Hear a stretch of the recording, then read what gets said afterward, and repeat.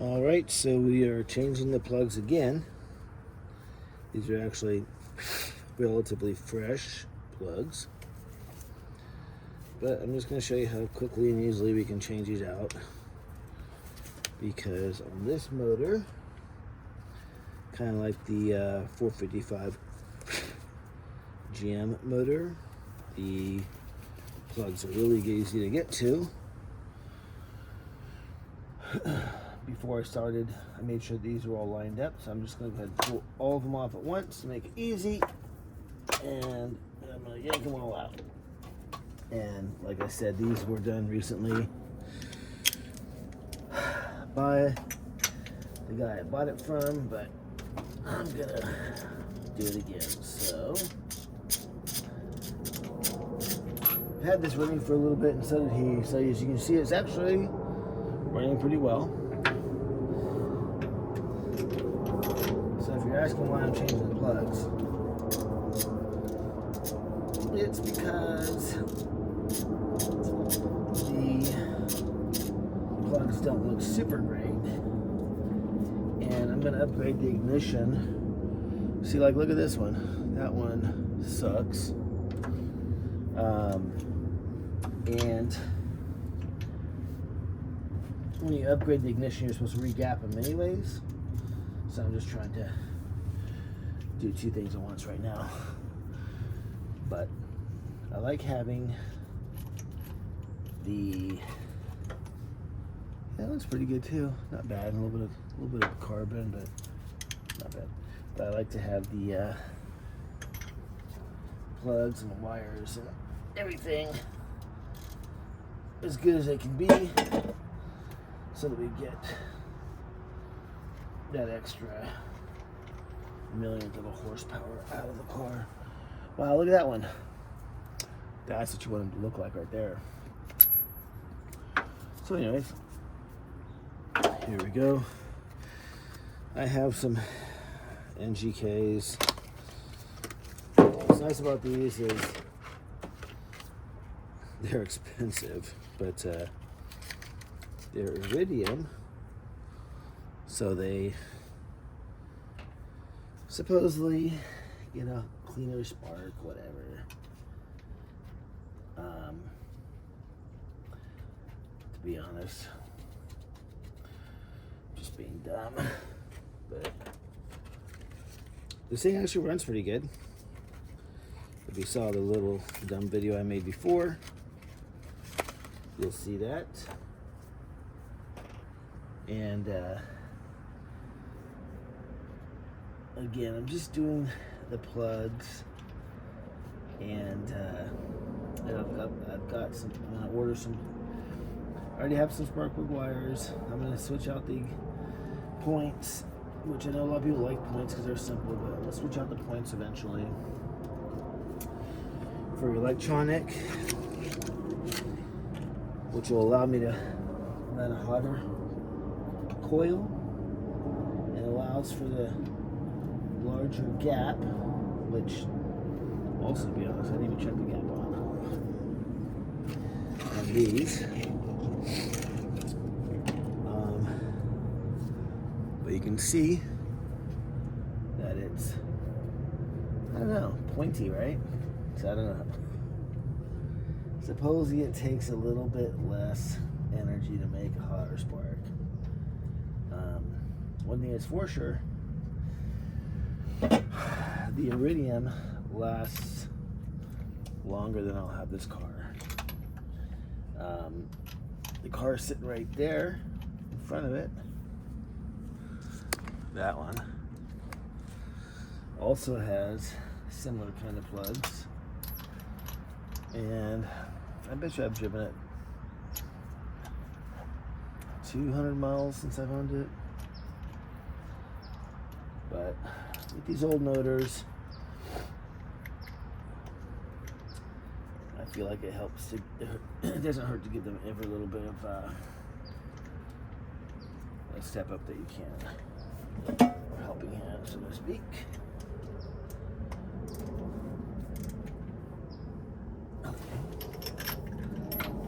But what's nice about this motor, again, as you can see, Super simple to change the plugs. That car right there, that New Yorker, the 440. A lot of the plugs are easy, but the ones over on the passenger side are a bear to get to, and it sucks changing them. So I don't know how long that took. I can look at the camera later to see the minutes, but it was pretty fast. So that's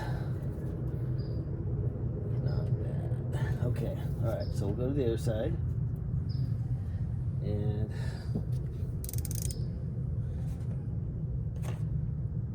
on the other side,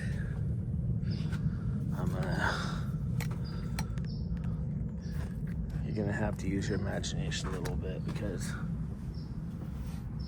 I'm just gonna leave the camera over there where it is. So I'm gonna check that wire goes to that. Yeah, so the wires are connected in order. Now the guy that I bought this car from, he got it basically out of a driveway where it had been sitting for a lot of years, and I saw his video that he posted on YouTube. Actually, you might be able to find it under 74 LTD Squire or whatever he has it under. But anyway, he looks like he changed the plugs, changed the oil. He ended up changing the water pump and the fuel pump, fuel filters, some fuel lines, which is nice because, you know, just less stuff for me to have to do. There we go. So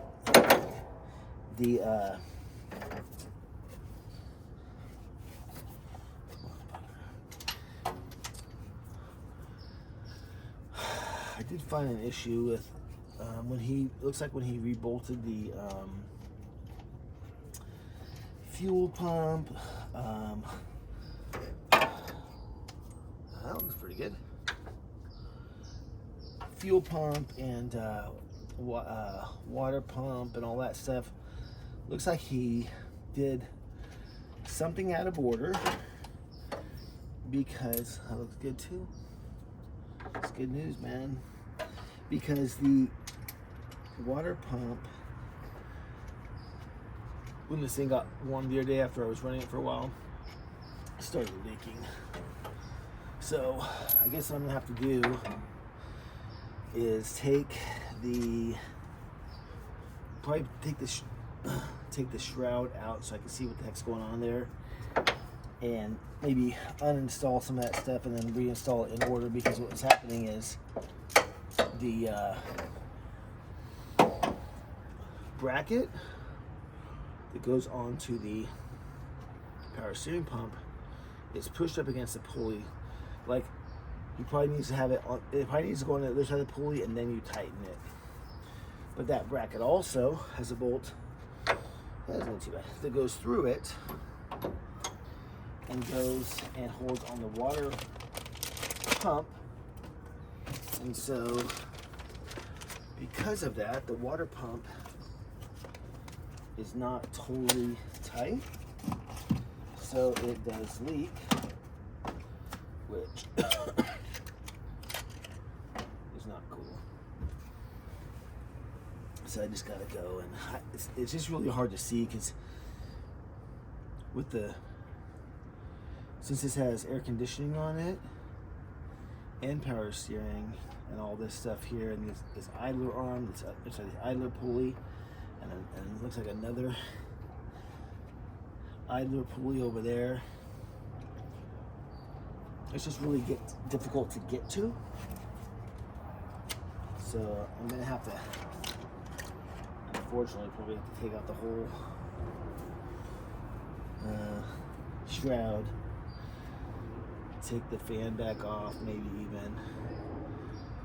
I don't think I'll have to take the radiator out, but I'd say at least the shroud. on a positive note, this thing did run really well for the few minutes I actually ran it. And it doesn't have the vacuum advance hooked up yet, which you can't see from there, but the line is off, and that just means that if I actually drive on the road, it's not going to do really well, because they sure like that vacuum advance. Okay. Yeah, you can. Yeah, this is a really easy spark plug change to do, which is nice. I also have a 73 Imperial, which, like that car, sucks for spark plug changes, because they're big wide motors and they are crammed down in there, and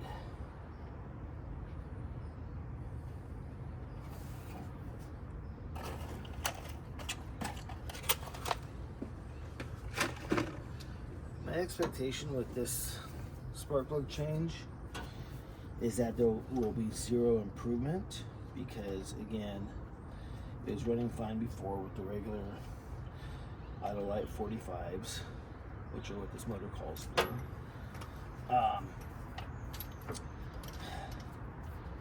And also, I haven't updated upgraded the ignition yet.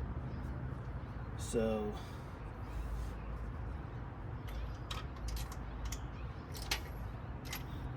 without a hotter spark, longer duration, better intake ignition system, these plugs that are better plugs supposedly won't be able to utilize their potential. So, but this is an easy thing to do, relatively inexpensive, so I'm doing it. And then maybe next week or next month or next year I'll update the rest of the ignition, and it probably still won't run any better, because it actually runs pretty good as it is.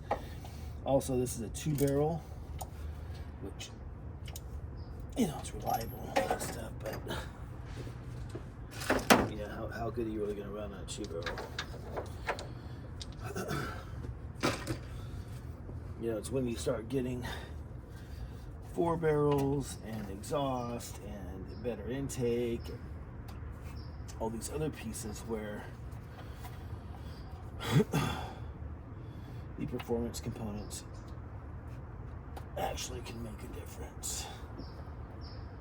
But whoops, missed by one. These motors are rated at about, I think, 350 horsepower.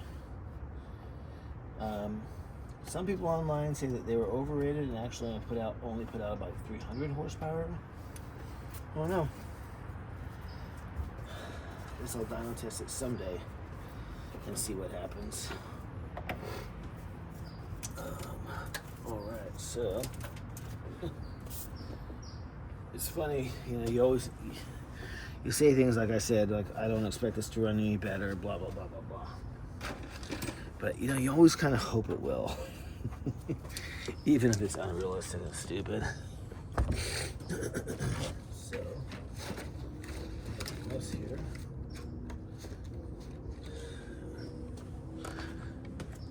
I also put a new air filter on this one because, for whatever reason, he had an ugly, dirty air filter on it. Maybe he wanted to save the $15 or something. But, you know, I think that from the time that he found this thing and the amount of time he ran it, and the amount of time that I ran it, that so far it's been run like 15, maybe 20 minutes since it sat for 20 plus years.